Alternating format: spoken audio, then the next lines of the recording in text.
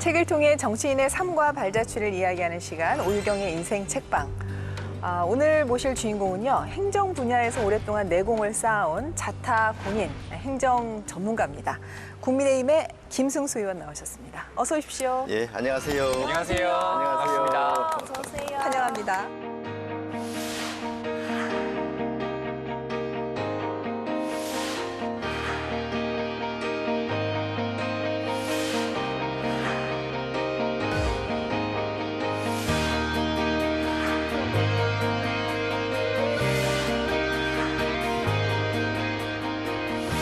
문체부 장관 저희가 상임위 회의에서 지역 균형 발전보다는 문화 향유권이 우선이라고 이렇게 이야기를 했는데 그 수도권 국민만 국민이고 비수도권 국민은 뭐 국민이 아닙니까? 문화 향유권은 무시당해도 된다는 겁니까? 저희도 저런 프랑스처럼 영남권, 호남권, 충청권을 좀 문화예술 거점 도시로 이렇게 육성할 수 있도록 이렇게 문화 분권을 좀 확대해야 된다고 생각하지 않습니까? 지방의 목소리를 다시 한번 귀담아 들어주시고 좀 심각하게 좀 고려를 해주시기를 부탁을 드립니다.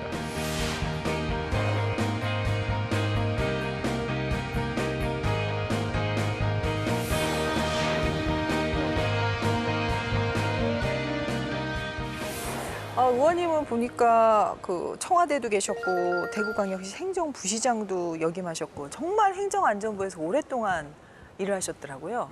공직 생활 얼마나 하신 겁니까? 전체적으로는 30년 조금 넘게 했습니다. 한 1년 가까이 그렇게 하고 그만뒀는데 뭐 행정안전부뿐만 아니고 이제 지방에서도 대구시 이제 부시장을 한 3년 가까이 했었고 또 이제 경상북도에서도 이제 시장을 조금 했었습니다. 그 외에도 이제 청와대 공무원 3년 가까이 또 이렇게 했었고 저도 이제 외국에도 나가가지고 그 주요 한국 대사관에서 또 외교관 생활도 한 2년 6개월 정도 이렇게 하다가 그렇게 들어왔습니다. 그렇게 말씀하시기에는 얼굴이 너무 동안이셔서 네. 그런 많은 경력이 있으시라고는 사실은 상상이 안 돼요. 근데 몇 세에 지금 행정고시가 되셨길래 이렇게 30년간이나 공직 생활하신 거예요? 제가 만 23살 때 행정고시 합격해서 진짜요? 그 공직 생활을 시작했는데 그때 처음 들어가서 대전 그때 광역시 그때는 대전 직활시였는데 거기 들어가서 이렇게 보니까 옆에 이제 동료 계장들은 거의 뭐 제 아버지 뻘이었죠. 그러니까 공부 엄청 잘하셨구나. 진짜 천재셨나 봐요. 시험 운이 좋았습니다. 근데 궁금한 건 이렇게 다양한 각지에서 일을 하셨는데 정치하실 때 도움이 많이 되셨어요? 아무래도 그렇죠. 특히 또 제가 이제 공직 생활을 하면서 국회 담당 업무도 또 한 5년 정도를 봤습니다. 네. 그러니까 이게 법을 어떤 식으로 또 만드는가, 또 국회에서 예산을 어떤 식으로 이게 만들고 또 정부와 어떤 식으로 예산과 관련해 가지고 서로 이제 줄다리기를 하는지 이런 것들을 많이 봐왔기 때문에 지금 입장은 바뀌었습니다만 그때 경험들이 많이 도움이 되죠. 제가 이제 행정에 있어서 정말 달인 최고 전문가라고 말씀드렸지만은 이런 말씀은 좀 외람됩니다만 의원님 눈빛이 너무 총명하지 않으세요? 정말 너무 총명하고 초롱초롱하세요. 그 딱 공부 잘하는 스타일 있잖아요. 그 이미지 그대로예요. 예. 그것보다 최근에 제가 그 코로나 백신을 맞았습니다. 그래서 평소에 비해서는 좀 음주를 자제했더니 그런 거 아닌가 싶은 생각이 듭니다. 또 그런 효과가 네. 보통 안정된 공무원 생활을 버리고 정치를 한다는 게 워낙 경랑을 마주해야 하는 일이잖아요. 가족들의 반대가 만만치 않았을 것 같아요. 안 돼! 막 이랬을 거예요. 하던 거나 하지 무슨 정치야! 보통이 이런 반응인데 어떠셨어요? 보통 뭐 정치하겠다 그러면 가족들이 뭐 두 손 두 발 들고 말리는 게 이제 일반적인 그런 케이스인데 저희 집 같은 경우에는 제 안사람이 의외로 또 흔쾌히 동의를 해줬습니다. 그래서 한 가을쯤인가 집 안사람하고 같이 청와대 뒷산, 그 북악산인데 그 둘이 손잡고 올라가면서 같이 이렇게 합의를 해서 이렇게 출마를 결심하게 됐습니다. 그냥 단순히 동의를 해주신 것뿐만 아니라 가족 전체가 똘똘 뭉쳐서 선거 유세에 나섰다고 들었어요. 제가 사실은 좀 출마 결심도 늦었고 또 그래서 이제 지역에 좀 뒤늦게 뛰어들었는데 막상 나가 보니까 이미 그 상대 경쟁자들은 들어는 한 4, 5년 전부터 더 이상 된 분도 있고 안 사람은 물론이고 애들한테도 야 좀 도와줘야 되겠다 하니까 이제 방학 중이고 이렇게 해서 애들이 다 이제 흔쾌히 또 시간을 내서 같이 도와줬는데 그런 것들이 지역 주민들한테 굉장히 또 예쁘게 보였던 것 같고 또 다른 사람들에 비해 가지고 우리 애가 또 셋이거든요. 그래서 5명이 같이 이렇게 길에서도 인사를 같이 하고 그러니까 확 차별화가 됐던 것 같습니다. 그리고 그 저 예비 후보 시절에는 직계 좀비속 그러니까 저 자녀들 또 배우자밖에 운동을 못 하기 때문에 정치를 하고자 이렇게 생각하시는 분들은 가급적이면 애를 많이 가지는 게 좋습니다. 사실 이제 오유경의 인생 책방에 의원님들 이제 모실 때 어떤 책을 인생책으로 하시겠어요 하면은 이제 의원님들이 보통 이제 제안을 하시거든요. 저는 이 책을 하겠습니다 하면 그럼 저희가 웬만하면 알겠습니다 하고 책을 열심히 읽지 않습니까? 근데 이번만큼은 저희가 정말 부득불 의원님 이 책 말고 딴 책 안 돼요 했던 이유가 와 의원님 대망을 원래는 좀 하고 싶으셨다고. 초등학교 6학년 때 이제 삼국지 누구나 많이 남학생이 일하면 읽는 삼국지 몇 차례 읽었습니다. 그다음에 이제 대망은 아마 제가 중학교 3학년 때인가 고등학교 1학년 때인가 그때 다 완독을 했던 것 같은데. 진짜요? 예. 진짜? 그래서 뭐 아직까지도 굉장히 그때 읽을 당시에도 감명을 많이 받았었고 지금까지 굉장히 저한테 제가 이제 어떤 인생관을 가지고 사는지 또 어떻게 살아야 될지에 대해서 지금도 뭐 많은 지침이 되고 있는 것 같고요. 하여튼 그렇습니다. 네. 의원님이 읽으실 책이라면 아마 제가 읽은 책이랑 비슷할 것 같은데 세로 글씨로 돼가지고 저는 대야망이라 해서 전집 한 32권짜리가 우리 집에도 읽으셨어요? 꽂혀 있었죠. 예, 이 야마오카 소아치라는 네. 일본의 정치인이기도 했고 네. 또 작가로 유명한 분이 정치인이셨군요. 썼는데요. 이게 연재 기간만 10년이 넘었던 책입니다. 그래서 이게 묶여 나오니까 엄청난 권수잖아요. 근데 이게 그 도쿠가 이에야스라고 하는 일본의 이제 통일을 이끈 통일하기까지. 사람이죠. 근데 이 도쿠가 이에야스가 원 제목인데 우리나라에서는 이게 정식 판권 계약을 맺고 들어온 게 아니라 해적판이었습니다. 그래서 대망은 사실 정식 제목은 아니에요. 그게 그 해적판을 전집으로 갖고 있었군요. 예, 그렇죠. 페이지로 치면 한 얼마 정도 돼요? 원고지 한 4만 장 되니까요. 우와. 토지보다 많습니다. 야, 이거 대망 읽었다간 대망할 뻔했네. 의원님, 다른 책 선정해 주셔서 너무 감사드립니다. 감사합니다. 네. 예. 그래서 이제 차선으로 택한 의원님의 인생책. 보니까 의원님 굉장히 책을 많이 읽으셨을 네. 것 같은데 적절한 두께의 책을 또 아주 재밌고 정말 마음에 사무치는 책을 인생책으로 골라주셨습니다. 조선인 혁명과 김산의 불꽃 같은 삶 아리랑. 너무나 유명한 책이죠. 네. 허위 평론가 이 책에 대해서 소개를 해주세요. 네, 이 책의 지은이가요. 님 웨일즈 김산이라고 되어 있습니다. 네. 님 웨일즈라고 하는 미국 작가가 김산과 만나서 그가 전해준 이야기를 여기에 옮겨 놓은 책이에요. 근데 이 책이 김산이라고 하는 원래 본명은 장지락이라는 조선인인데 중국 혁명에 참가해서 거기서 활동을 하고 있는 겁니다. 1937년에 님 웨일즈와 김산이 만나게 되는데 도대체 어떻게 조선인이 여기까지 와서 이 중국혁명에 참여를 하는 것일까 대화를 나누다가 김산에 대한 순수한 호기심을 가졌던 거예요. 결국 이제 책으로 내가 당신의 이야기를 묻고 싶다라고 해서 1941년에 이 책이 이제 출간이 미국에선 되죠. 네. 한국에서 이 책이 처음 나온 건 1980년대입니다. 근데 80년대에 나올 때 이 책의 옮긴 이름이 지금 송영인 네네. 선생이라고 되어 있는데 네. 그 당시에는 조우화라고 되어 있었습니다. 가명을 쓴 거예요. 왜냐하면 이 책이 지금 중국혁명 또 공산주의자의 이야기를 다루고 있잖아요. 그렇죠. 그래서 당시에 이 책이 또 용공서적으로 분류가 되면서 책 판매가 금지당하는 일도 있었습니다. 그러니까 그러한 우여곡절을 겪어서 예. 지금 이 판본으로 우리가 보고 있는 것이고. 그렇군요. 근데 이 책이 이제 우리나라에는 좀 뒤늦게 나왔지만 미국에서도 출간되고 일본에서도 출간돼서 엄청나게 인기도 있었고 반향을 많이 일으킨 책이더라고요. 특히 미국에서는 루즈벨트 대통령도 읽었다는 얘기를 들었어요. 그 당시에 사실은 중국에 대한 책들은 뭐 들어 있었고 일본에 대한 책도 들어 있었습니다만은 중국, 일본을 제외하고는 다른 나라에 있는 사람들이 어떤 생각을 갖고 있는지 또 서방 세계에 대해서 뭐를 요구하고 있는지 이런 데 대해서 이렇게 알 수 있는 자료들이 거의 없었을 예, 때에 보니까 예. 그런데 그때 조선은 우리나라에 대해서 쓴 유일한 책이 이 책이고 또 내용 자체도 조선의 혁명가들에 대해서 많은 부분을 다루고 있었기 때문에 굉장히 그 미국의 정치가들한테는 네. 정책적으로 또 전략적으로 도움을 줬던 그런 책이었던 것 같습니다. 예. 그래서 루즈벨트 대통령의 자문관들이 이 책을 다 읽고 그런 내용들을 이제 대통령한테 보고를 하니까 대통령도 막 크게 관심을 가지고 직접 그 님의 일제를 한번 만나보고 싶다 이런 얘기까지 했을 정도로 상당히 또 대통령한테까지도 중요한 영향을 끼쳤던 책인 것 같습니다. 근데 의원님 같은 경우가 국민의힘 의원이시잖아요. 그런데 이런 중국 공산당으로서 활동했던 진짜 언제 한때는 우리나라에서 용공서적이라고 해서 이제 출판까지도 못하게 했던 그런 책을 인생책이라고 딱 고르셔갖고 사실 좀 반전이었습니다. 저는 뭐 이분에 대해서 사상에 대해서 이렇게 뭐 제가 이렇게 신봉한다 그런 게 아니고 예. 이분은 사실은 그때 그 당시에 일제 시대 그러니까 1900년대 초반에 대부분의 그런 그 지식인들은 사회주의에 대한 그런 동경을 가지고 있었잖아요. 예. 그리고 사회주의 자체가 현실 세계에서 작동하지 않는다는 걸 몰랐기 때문에 이념적으로 신봉했던 사람들이라는 거죠. 또 이미 저는 이제 저 사회주의 자체가 현실 세계에서 작동을 안 하는 걸 알기 예, 때문에 예.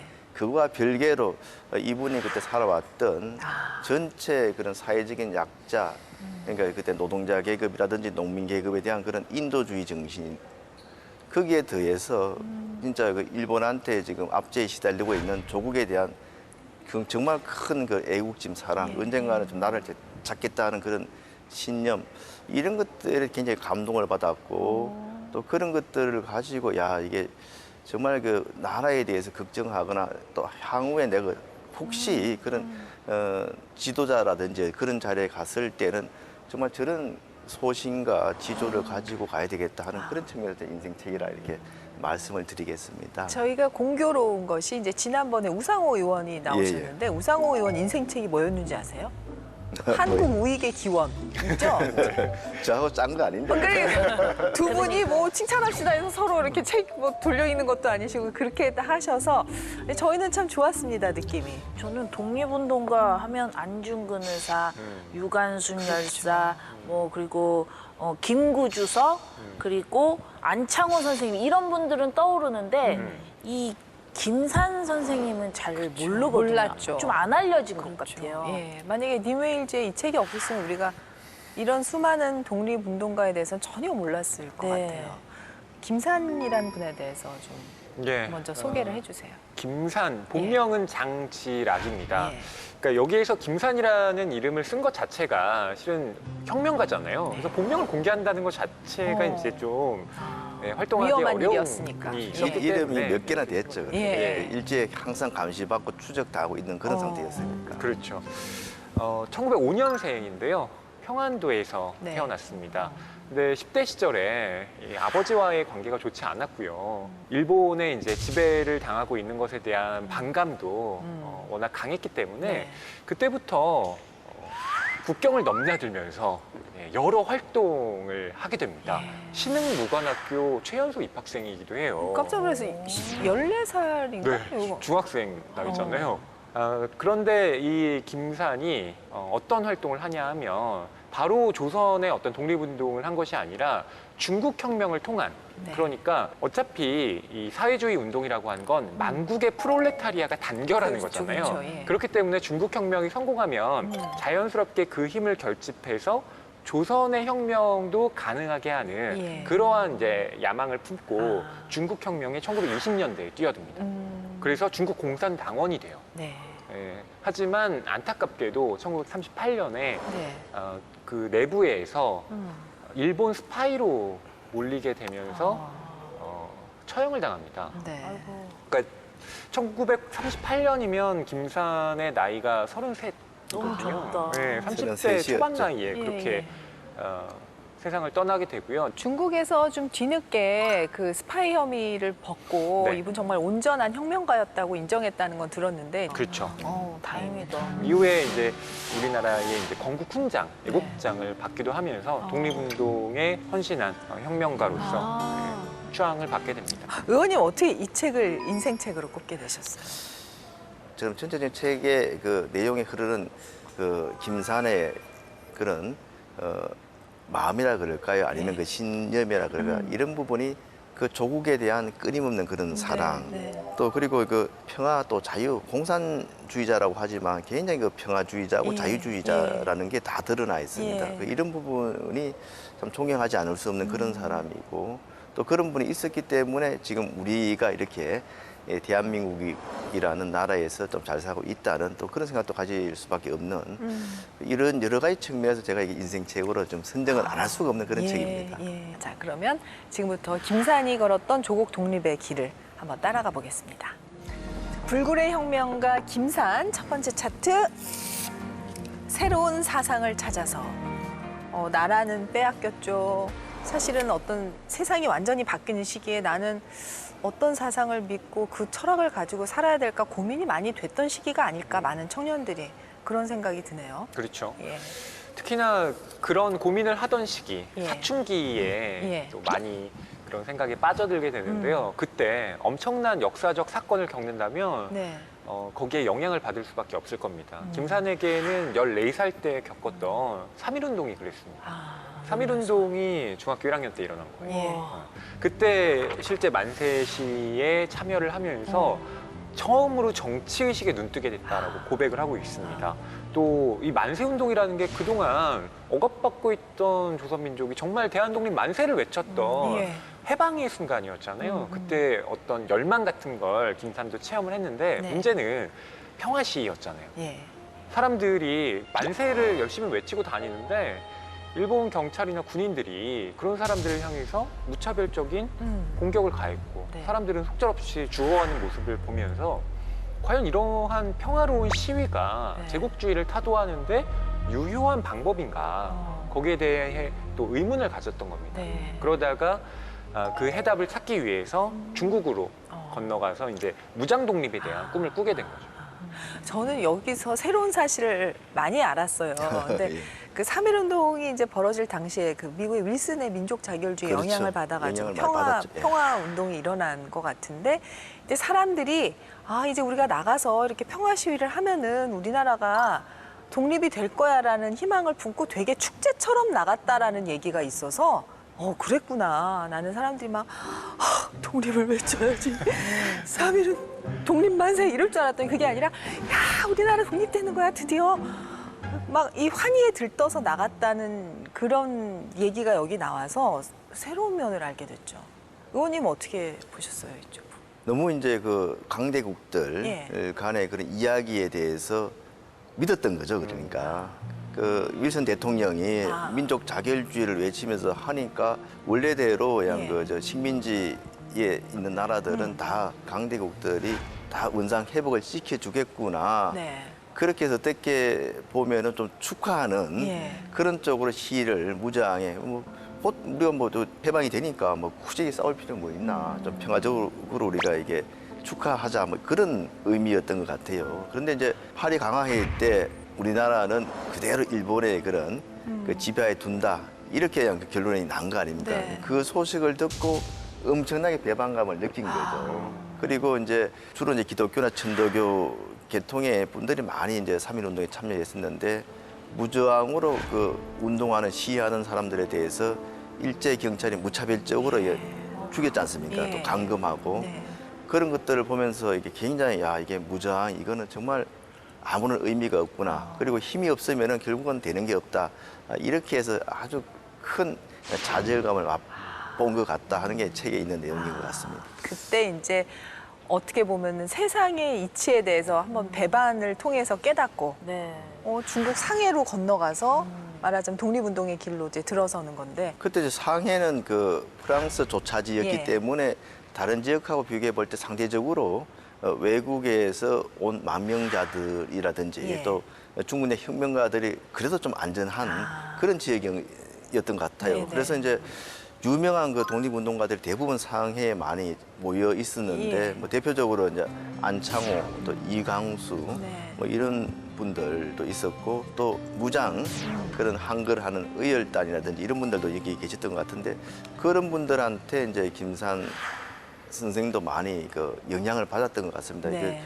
그 본인이 인생을 살면서 가장 큰 영향을 받은 뭐 세 분을 언급하는데 네네. 안창호 선생님이 그 두 번째로 들어갈 정도로 여러 가지 그 표현에도 보면 굉장히 존경하는 그런 모습들이 좀 드러나죠. 그러니까 안창호 선생을 계속 이렇게 뒤를 따라갔다면 또 나중에 중국 공산당으로 가는 길은 안 되었을 텐데 이분이 이제 여러 분을 만나면서 자신만의 생각을 이렇게 만들어가는 과정을 볼 수가 있는데 의원님 우리나라의 당시에 또 많은 지식인들이나 많은 청년들이 이렇게 해서 공산주의를 신봉하거나 이제 그런 사회주의 계열로 해서 독립운동을 많이 하지 않았습니까? 크게 보면은 우리나라 이제 독립지사들은 민족주의 계열하고 예. 사회주의 계열로 이렇게 좀 구분이 됐던 것 같은데 예. 대체로 이제 민족주의 계열에 이제 들어가시는 분들이 상대적으로 이제 그 괜찮은 경제 환경에서 성장하신 분들 또 그리고 이제 외국의 그런 망명이나 이런 것들로 주로 미국 쪽에 이렇게 했던 분들이 좀 많이 계셨던 것 같고 상대적으로 사회주의 쪽은 그거보다는 이제 일본이라든지 중국 쪽에 이렇게 먼저 와가지고 그런 쪽에 이제 마르크스 한참 예. 새로운 이론에 대해서 이렇게 감화돼가지고 이렇게 활동했던 분들이 있던 것 같은데 여러 가지 독립 운동을 하는 과정에서 그게 상당히 좀 분열이 일어났고 그러면서 좀 더 이게 조직화된 독립운동이 좀 하이지를 못하고 네. 한동안 좀 지지부진했던 거 아닌가. 그래서 그 김산 그런 선생도 그 과정에서 본인의 그래도 그 지향하고 맞는 부분이 민족주의보다는 좀 사회주의 쪽이 기본적으로 어릴 때부터 이게 그런 인도주의, 평화주의적인 그런 그 감정 또 신념이 강했기 예. 때문에 사회주의 쪽에 좀 더 치중했던 거 아니냐, 그쪽에 좀 쏠린 거 아닌가 싶은 생각이 듭니다. 근데 우리나라가 그 중국 혁명에 그렇게 많은 또 독립운동가들이 또 참여해서 그렇게 많은 공헌을 했는 줄 몰랐어요. 이 책에 보니까 정말 많은 독립운동가들 얘기가 나오던데. 나중에 이제 그 해방 이후에 이제 중국에 활동했던 사람들이 연안파로 해서 북한에 들어갔다가 예. 김원봉 선생을 비롯해서 많은 분들이 그러니까 김일성한테 숙청이 당했었죠 보면은. 그래서 그 김산 선생도 그런 이야기를 했지만서도 결국은 우리나라 자체의 그 무장 그때 세력이라는 것 자체가 자체적으로 독립을 좀 하기가 획득하기에는 상당히 좀 미약한 정도 미약했으니까. 규모이기 때문에 그러니까 국제 공산당 조직, 중국 예. 공산당 또 러시아 공산당 예. 조직과 같이 이렇게 전체적인 혁명을 일으키고 그 혁명을 성공시킨 이후에 그 힘을 가지고 우리나라도 혁명도 성공시키면서 독립도 쟁취하는 것이 가장 그 실현 가능한 수단이 아니겠는가 그렇게 생각을 했던 것 같습니다. 네. 예. 아우, 그러니 저희가 이제 미래를 아는 우리로서는 너무 마음이 안타까운 거지. 거기에 가서 이렇게 아까운 목숨을 또 이렇게 바치고 그랬던 청춘들이 있었다는 게 불굴의 혁명가 김산 또 넘어가도록 하겠습니다. 자, 혁명의 시대입니다. 네, 혁명의 시대. 사실 상하이에서 있다가 광저우로 가면서 이제 김산이 굉장히 이제 중국 혁명의 중심지로 들어가게 되는 거죠. 그렇죠. 그러니까 이 혁명의 시대라는 말이 참 어울리는 시대였다라는 생각이 드는데 뭐 중국에 한정해서 말씀을 드리면 이 당시에 국민당과 또 이 공산당이 같이 힘을 합쳐서 제국주의를 타도하자 그리고 군벌들을 물리치자라는 대의에 합의를 합니다. 예. 그래서 이른바 북벌이라는 걸 준비하게 돼요. 그래서 이제 국공합작이라는 것이 일어나게 되는데 예. 참 가슴 뜨거워지는 얘기잖아요. 예. 당시 이제 북벌, 그러니까 그 만주 지역에는 일본군들이 일본군이 있으니까. 있고 또 뭐 위안스카이라든가 예. 뭐 그런 세력들로 이제 대표되는 군벌들, 예. 그러니까 정식으로 인가받은 세력들도 아니고 예. 자기들이 무장 집단을 조직해서 이제 막 세력을 과시하던 집단들을 이제 물리쳐야 하는 네. 그 대의가 얼마나 뜨거웠을까요? 그쵸. 그래서 조선인 혁명가들도 거기에 다 몰려든 겁니다. 김산도 그랬고요. 일본은 공동의 적이니까 또. 네. 예. 그래서 이 조선인 혁명가들이 모여들었는데 재밌는 건 이 북벌을 하는 데 있어서 이제 군대 안에 간부들이 필요하잖아요. 근데 그 간부에 적극적으로 그 조선인 혁명가들을 등용하려고 했다는 거예요. 왜냐하면 이들이 너무 똑똑하고 잘 훌륭해. 싸워서. 네. 그래서 그런 얘기도 여기에 담겨 있습니다. 예, 이런 얘기하면 좀 우리 삼국의 우정을 지키는데 좀 그럴라나? 니메일지가 그런 얘기 썼더라고요. 우리 얘기가 아니고 니메일지가 중국, 한국, 일본 세 나라를 비교하면서 한국 사람이 제일 잘생겼다. 인물이 그런 좋아. 얘기가 있어요. 여기. 네네. 김산 선생님 국감된 얘기가 아니었을까 싶기도 하고. 그 김산 선생님 되게 잘생겼고 잘생겼죠. 그죠? 들어올 때 되게 스페인풍의 어떤 사람이었다. 야, 독립운동하느라고 힘드셨을 텐데 어떻게 그런 또 풍모를 우리 독립운동가들 좀 멋쟁이셨더라고요, 옛날 보면. 굉장히 좀 재밌게 읽었던 부분이 예. 의열단, 예. 단원들. 저도요. 예. 그러니까 우리가 제일 많이 봤던 사진이 윤봉길 의사 사진 아닙니까? 예. 그때 굉장히 말끔한 양복에 예. 김구 선생하고 있어. 또 머리도 그게 이제 이해가 다 됐죠. 이 책을 보면은. 맞아요. 의열단 단원들이 언제 본인들이 이게 거사를 하고 좀 죽을지 모르기 때문에 항상 보면은 옷은 스마트하게 아주 스포티하게 깔끔하게. 예. 머리도 또 아주 깔끔하게 예. 그리고 이제 그냥 여러 가지 그 체력 단련이라든지 뭐 이런 상당히 오락 이런 것들 하면서 예. 항상 준비하고 있다는 것 자체가 또 한편으로는 감명을 받으면서 또 마음이 한편으로는 또 뭉클한- 가슴이 또 짠한 거거죠. 그렇죠. 그러니까 오늘만 그런 것 사는 같습니다. 사람들인 예. 거예요. 맞아요. 그래서 저희는 뭔가 독립운동하고 막 이런 거 하면은 막 지저분하게 막 이랬을 맞아요. 것 같잖아요. 우중충하고. 근데 그렇지 않고 너무나 말끔하게 항상 자기를 유지했다는 거. 저도 그 부분이 또 새로웠어요. 그 우리 당에 또 윤봉길 의사님의 또 손녀 또 윤주경 또 의원님 계시지 않습니까? 나오셨습니다. 네, 네. 이 부분에서 하이라이트에 해당하는 사건들이 이제 역사적 사건들이 이제 벌어지는데 국공합작이 벌어져요. 중국 역사도 진짜 정말 파란만장한 것 같아요. 국공합작이 벌어지면서 그 당시에 이제 광동 코민이라는 지금도 역사적으로 굉장히 중요하게 생각하는 코민에 이 김산이 참여를 했더라고요. 예, 그리고 국민당한테 쫓기는 신세가 돼서 굉장히 힘든 상황이 펼쳐지죠.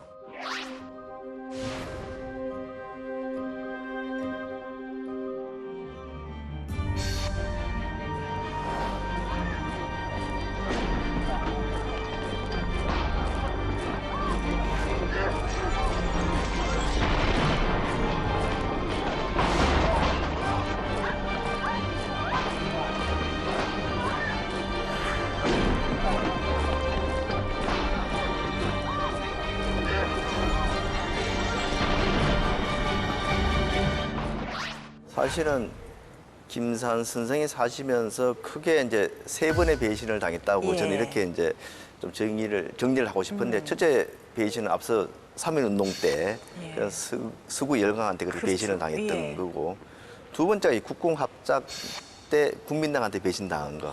그렇죠. 장제스하고 같이 이렇게 하다가 갑자기 국민당이 돌변해가지고 오히려 이제 공산당이라든지 네네. 노동자들을 이제 탄압하거나 예, 이게 예. 토벌한 거. 세 번째 배신이 결국 중국 공산당한테 배신당해서 목숨을 잃은 거. 저는 크게 세 번의 배신을 당했다고 생각하는데 특히 이제 강동권민 같은 경우에는 이제 실험적인 그 사회주의를 해보려고 했었는데 이게 결국은 그게 얼마 안 돼서 좌절이 됐고 굉장히 비참한 결과로 끝나버렸던 거죠. 그때 거기에도 묘사가 이제 광동 고민을 할 때 자치를 할 때는 오히려 주민들을 많이 학살하지 않았는데 국민당이 들어와서 오히려 많이 학살했다 뭐 이런 얘기가 있어요. 참 역사라는 게 그래갖고 이제 장제스에 대해서 여기서 잠시 또 안 좋은 감정을 막 제가 가졌다가 나중에 또 우리나라를 일제로부터 또 해방하게 한 전원을 한 것이 또 장제스의 역할이라는 걸 알고 나니까 한 사람을 미워만 할 수도 없고 한 사람을 좋아만 할 수도 없구나 이런 생각을 많이 그 당시에 하고 있습니다. 이제 만약에 그렇게 사상을 얘기하셨으면 회색 분자로 몰립니다. 난 일생이 회색 분자야. 그래서 정당해요. 사실 이제 그 다른 그 책을 보면은 중국 공산당이 마지막에 최후에 이제 국민당을 그 물리치고 이제 대만으로 몰아내는 과정에서 보면은 그 공산당들이 했던 그 여러 가지 전략 전술들 치밀하게 국민당 조직 내에 그 스파이를 침투를 시키고 했던 것들 보면은 또 그냥 아주 끔찍하다는 생각을 가질 수밖에 예. 없죠. 또 공산당에 대해서. 맞습니다. 일제에서 체포가 2번이 되고 거기서 고문을 엄청나게 견디는데 다행히 2번을 풀려났잖아요. 2번 네. 다. 뭐 그중에 이제 하나 말씀드릴 수 있는 게 네. 1930년에 김산이 체포가 됩니다. 네. 당시 이제 국민당과의 사이가 틀어졌기 때문에 예. 공산주의자라고 하면 잡히면 죽는 거예요. 네. 근데 김산이 이제 끝까지 나는 공산주의와 상관없다라는 식으로 철저하게 자신을 숨기는 전략을 예. 택합니다. 결국 그 전략이 유효하게 성공을 했는데 네. 문제는 그 국민당 경찰이 김산을 일본에게 넘긴 거예요. 왜요? 그러니까 뭐 심증은 있는데 뭐 물증이 없으니까 아이, 널 자기네가 그냥 풀어주긴 하기는 싫고 그렇고. 너 식민지 백성이니까 일본한테 넘기겠다라고 한 거죠. 일본은 딱 김산을 이제 잡아서 가혹한 고문을 또 시행을 하죠. 물고문 당한 얘기도 여기 계속 나오는데 그거 듣고 그런데도 안 있는 부른 거 보면 너무 대단하지 않아요? 아 그렇죠. 배신을 안 했잖아요, 동료들을. 예, 저 같으면 이제 손톱에 뭘 이렇게 넣는 순간 야, 바로 그냥 나도 그냥 다 볼 것 같아. 제 조직은 뭐고요 이렇게 얘기할 것 같은데 김산은 끝까지 나는 공산주의자로서 활동을 한 게 아니라 이거 그냥 순수하게 학문으로서 연구한 거다. 나는 문화적으로 여기에 관심을 가진 것이지 이걸 조직적인 차원으로 절대 개입하지 않았다라고 끝까지 함구합니다. 결국에 몸은 정말 많이 상했지만 다행히 일본에서 이제 풀려날 수 있었던 거죠. 그때 이제 책에도 있지만 두 사람을 고발을 하면은 예. 풀어준다는 거 아니겠습니까? 예. 거의 10이면은 8명이 그랬을 텐데 본인은 안 그랬던 거죠.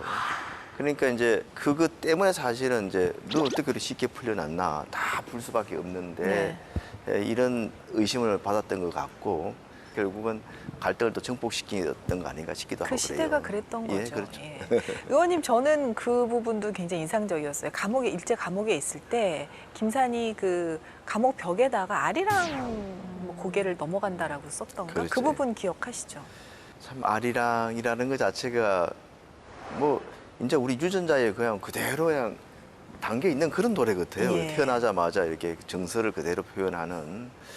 그래서 여러 가지 의미를 가지고 그 당시 분들도 아리랑을 불렀고 또 아리랑을 썼고 예. 그러니까 한편으로는 자기 인생에 대해서 좀 비관하는 네. 절망하는 그런 의미 또 다른 한편으로는 그게 아니고 조국에 대한 끝까지 애정을 표현하는 그런 노래 그러면서도 이게 또 다른 희망을 가지면서 이 생을 마무리하더라도 희망을 또 표현하는 그런 노래 이런 여러 가지 다의적으로 이렇게 의미가 있었고 불렸지 않겠는가 그런 생각을 또 하게 되더라고요. 아리랑 고개를 그냥 여러 번 넘어가는 거죠. 당시에 우리 민족이. 그러니까요.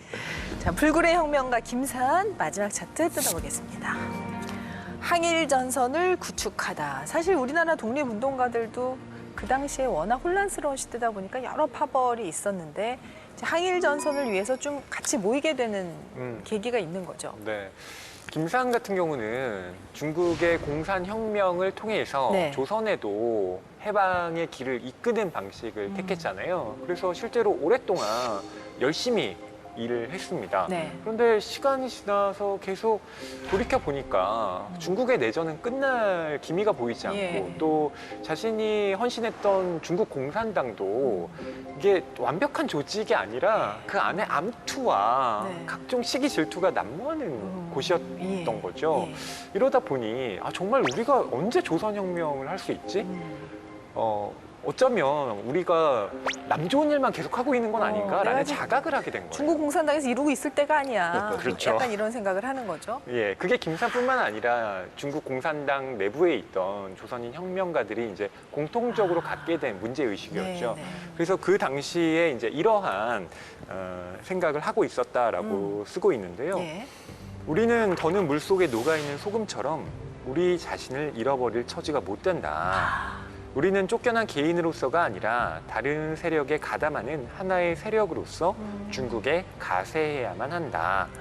그래서 나중에 이 상하이에서 조선민족해방동맹이라는 것을 결성하게 됩니다. 김산은 여기에 중앙위원으로 뽑히게 됩니다. 근데 그 길이 결국은 본인의 죽음으로 가는 길이 되는 거죠, 의원님? 저도 그렇게 굉장히 추정을 합니다. 예. 이게 이제 책에도 나와 있지만 정말 중국인하고 비교해 봤을 때 타고난 능력을 가지고 있음에도 불구하고 제도 역할을 할 수 없다는 그런 참 비애라 그럴까요? 예. 이게 이제 그때 이제 러시아 고민테른에서 일공산당을 이렇게 주의로 갔기 때문에 예. 당초에는 중국 내에 이제 조선공산당을 별도로 조직해가지고 세력화 시키려는 생각을 가지고 있었는데 그게 안 됐던 거죠. 그래서 중국 공산당에 흡수될 수밖에 없었고 예. 그 과정에서 이제 김수환 선생이 굉장히 탁월한 지도력으로 뭔가 이게 그 조선인들만의 그런 세력화를 좀 하려는 그런 여지가 보였기 때문에 오히려 더 과거의 그런 혐의를 가지고 처형했던 거 아닌가 하는 그런 강한 의심을 또 할 수밖에 없는 그런 상황이고요. 근데 어떻게 보면은 예. 일제를 무너뜨리기 위해서 평생을 바치셨는데 그 일본 스파이라는 누명을 쓰셨다고 그게 너무 억울한 들었거든요. 거죠. 예. 근데 나중에는 뭐 복권이 됐다고 해서 다행이긴 한데 얼마나 억울하셨을까요? 김 선생이 이렇게 불꽃 같고 안타까운 삶에 대해서 우리가 얘기를 했는데 의원님 전체적으로 김산이라는 그 혁명적인 독립운동가의 삶에 대해서 어떻게 생각하세요? 정말 앞서도 이게 여러 김수환 선생을 비롯해가지고 많은 항일 독립지사들이 정말 그 중국에서 만주에서 또 그 저는 북한도나 이런 데서도 얼마나 많이 희생이 됐겠습니까? 그래도 보면은 김수환 선생님은 일찍 돌아가셨지만 니메일즈를 만나가지고 예.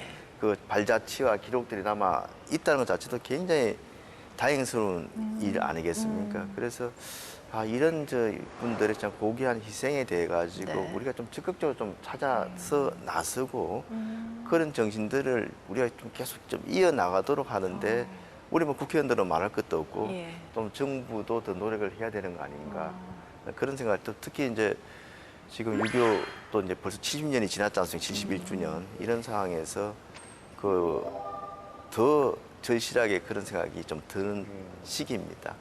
진짜 우리가 아는 독립운동가분들이 정말 너무 없네요. 그러니까요. 이런 많은 분들이 네. 이렇게 나라를 위해서 헌신을 네. 하셨는데 의원님이 또 문체위이시니까 특별히 요즘 관심 갖고 있는 법안이나 요거는 좀 꼭 내가 신경을 써야겠다 하는 게 있으신가요? 저는 이제 문체위를 선택한 이유들이 몇 가지 있습니다만 굉장히 네. 그 중요시하는 것들이 그 문화 향유 기회를 굉장히 좀 균등하게 공평하게 좀 누리도록 하는 겁니다. 특히 이제 수도권 도시에 비해서 지방이 열악하고 또 경제적으로 봤을 때는 사회적인 취약계층이 그 문화적인 향유를 누릴 기회가 적기 때문에 네. 그 고급 문화에서부터 아주 다른 대중문화까지 접할 수 있는 기회를 주고 그런 접촉 기회를 통해서 내가 여기에 관심이 있는지 또 역량이 있는지를 조기에 좀 발견할 수 있도록 해주고 혹시나 이제 그런 능력과 역량은 있는데 개인적인 가정에서는 이렇게 성장시킬 만한 여력이 안 되면 그런 부분에 대해서는 좀 국가가 지원해주고 네. 이런 쪽에 많이 관심을 가지고 있고요. 또 전혀 또 다른 방향으로는 AI, VR 그래가지고 4차 산업혁명과 맞물려가지고 예. 급속도로 지금 이게 융복합적으로 발전되고 있지 않습니까? 새로운 그 문화 콘텐츠들이 하루가 다르게 쏟아져 나오는데 예. 이런 부분에 좀 경쟁력을 갖도록 진행시킬 수 있는 또 규제를 좀 풀면서 도와줄 수 있는 그런 법안들을 지금 많이 고민들을 하고 있습니다. 예. 안 그래도 역사 왜곡과 관련된 그게 게임 산업화에서 일어나지 않게 하는 법안도 마련하셨다고 들었어요. 그게 지금 뭐 최근에 우리나라 그 김치가 중국의 파오차이로 의한 거죠. 둔갑을 하고 삼계탕도 중국 음식으로 둔갑을 하고 뭐 게임 속에서도 아이유가 입었던 한복이 중국 고유 의상으로 둔갑을 하고 그러니까 이게 노골적인 그런 동북 공정을 넘어서서 이제 굉장히 교모하게 이게 침투를 좀 하고 있어요. 이제 그래서 그런 부분에 대해 가지고 우리가 또 저쪽에서 교모하게 침투를 하면 할수록 우리는 그게 더 구체적으로 맞춤형으로 대책을 세워야 되겠다. 게임 속에서도 그 심의하는 위원들 중에서 역사 전문가들이 좀 들어가 가지고 예. 그런 왜곡적인 부분에 대해서는 이렇게 좀 짚어낼 수 있도록 해야 된다 하는 법을 좀 제가 이제 그 발의를 했었고요. 얼마 전에 그 조선 구마사 같은 경우에도 소품이 완전히 그 피단이라든지 예. 그게 그렇게 의도를 가지고 소품을 갖다 놓지 않으면은 그렇게 할 수가 없는 거예요. 그 장면에서 꼭 필요한 그런 소품도 아니고. 그래서 야, 이런 것도 뭔가 뒤에 저게 있을 수 있다. 저희가 있을 수 있다 해서 그런 부분에 대해서도 민간단체는 민간단체하고 이렇게 좀 계속 좀 그 협의, 토의를 해서 합리적인 효율적인 대처 방안을 좀 마련하려고 생각하고 있습니다. 의원님 이 아리랑을 어떤 분들한테 좀 추천하고 싶으세요?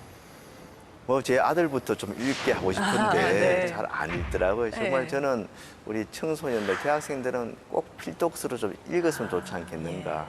그러면 그게 사상적으로 뭐 공산주의, 뭐 사회주의 그런 측면이 아니고, 야, 이렇게 우리나라가 이런 분들에 의해서 지탱이 되어 왔고 또 지금의 우리가 있게 되었구나. 요즘 뭐 이 공정과 불공정에 대해서 젊은 세대들의 저 불만도 많고 또 자질도 많이 하고 있지 않습니까? 한편으로는 이 책을 읽으면서 우리 그 선열들에 대해서 감사하는 마음도 가지면서 또 한편으로는 스스로의 또 의지도 다지는 예. 그런 책으로서의 역할을 하지 않겠는가 해서 꼭 좀 대학생들한테는 읽었으면 이 추천을 좀 드리고 싶습니다. 예. 우리 진영 씨 오늘 우리 김승수 의원님과 함께한 시간 어떠셨어요? 아, 우리 의원님 너무 감사합니다. 왜냐면 이 숨은 보석 같은 독립운동가 김산 선생님에 대해서 이렇게 알려주셔서 감사드리고요. 또 우리 숨은 보석, 우리 정치 선생님이 되시기를, 예. 정치인이 되시기를 기대해 보도록 하겠습니다.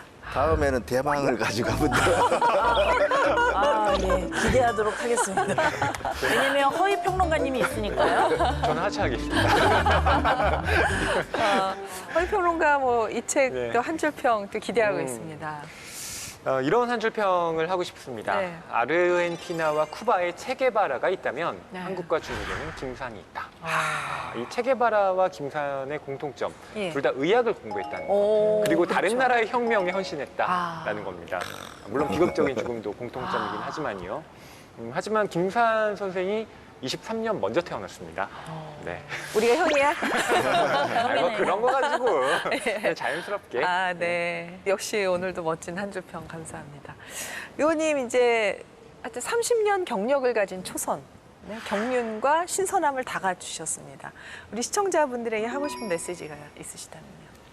요즘 우리 국민들께서 상당히 저 답답한 부분도 많고 또 여건 야건 정치인들의 행태에 대해서 좀 불만스러운 부분도 많으리라 생각이 됩니다. 많이 반성하고 있고 저부터 또 저희 국민의힘부터라도 우리 국민 여러분들께서 바라시는 그런 정치꾼이 아닌 정치인이 되도록 노력하겠다는 말씀을 드립니다. 예, 감사합니다. 네, 오늘 의원님 덕분에 저 아리랑이라는 좋은 책을 통해서 우리의 정말 멋있는 독립운동가 김산을 만나게 된 거 너무 다시 감사드리고요. 저희 인생 책방 함께해 주셔서 감사합니다. 아유, 고맙습니다. 고맙습니다. 감사합니다.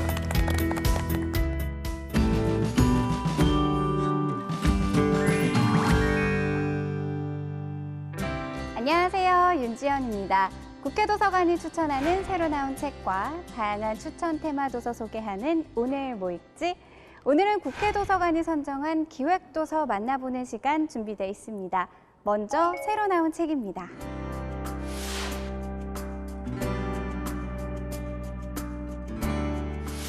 첫 번째 책은 세상을 바라보는 힘을 길러줄 30가지 위대한 생각들을 정리한 처음 읽는 정치 철학사입니다.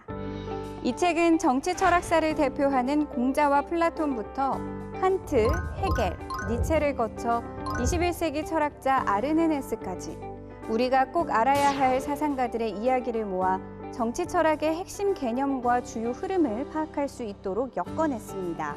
철학자들의 핵심 사상과 저작, 시대적 배경까지 자세히 살펴보며 정치 철학사를 친절히 안내하고 있는데요. 세계를 움직여온 정치의 법칙에 대해 자세히 알고 싶은 분들은 이 책을 읽어보시기 바랍니다.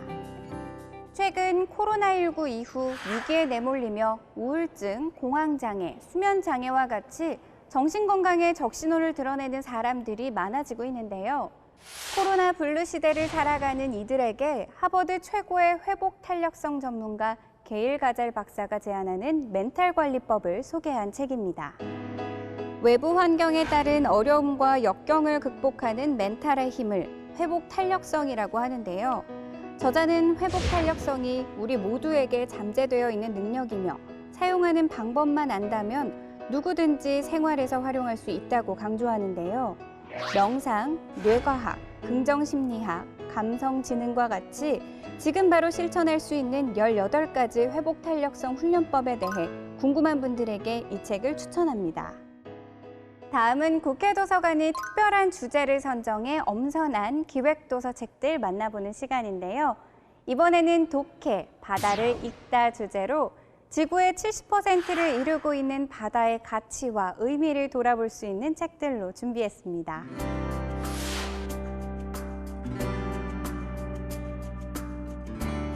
기획도서 첫 번째 책은 아름답고 역동적인 바닷속 사진과 함께 바다 생물들의 이름이 지닌 유래에 대해 소개하는 책입니다. 옛 문헌에서 고래의 유래를 알고부터 생물이 가진 이름에 관심을 갖기 시작하며 해양 생물의 이름을 연구한 저자 박수현 기자는 생긴 모양에서 따온 이름, 생태적 특성에서 따온 이름, 육지 생물 이름에서 따온 이름, 민담이나 전설 속에 등장하는 이름과 같이 그동안 수집한 해양 생물의 이름과 자료를 4가지로 분류해 안내하고 있는데요. 쉽게 볼 수 없는 해양 생물들의 사진과 함께 친숙하지만 잘 몰랐던 이름의 유래가 궁금한 분들이라면 바다에서 건진 생명의 이름들을 읽어보는 건 어떨까요?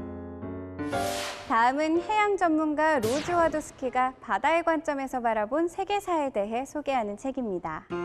전쟁, 신대륙의 발견, 제국의 탄생과 같이 세계사를 뒤바꾼 큰 사건의 배경에는 항상 바다가 있었는데요. 육지에 살아 숨쉬는 존재가 단 하나도 없었던 시절부터 지구에 영향을 미친 바다가 최근 심각한 환경 문제로 인해 해수면이 상승하며 직면한 큰 위기까지 바다가 어떻게 인류의 문명을 꽃피우고 발전시키고 또한 삼키고 있는지 자세히 소개하고 있습니다.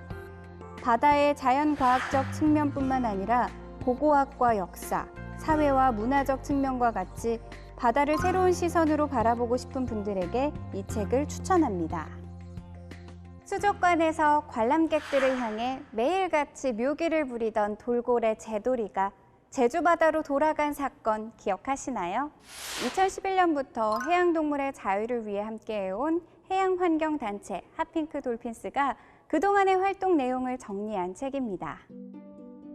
책 바다 우리가 사는 곳에는 이미 잘 알려진 제주도의 남방풍 돌고래부터 한강에서도 발견되는 점박이 물범과 밍크고래까지 한반도 주변 바다에서 함께 살아온 해양동물들의 삶을 자세히 소개하고 있는데요.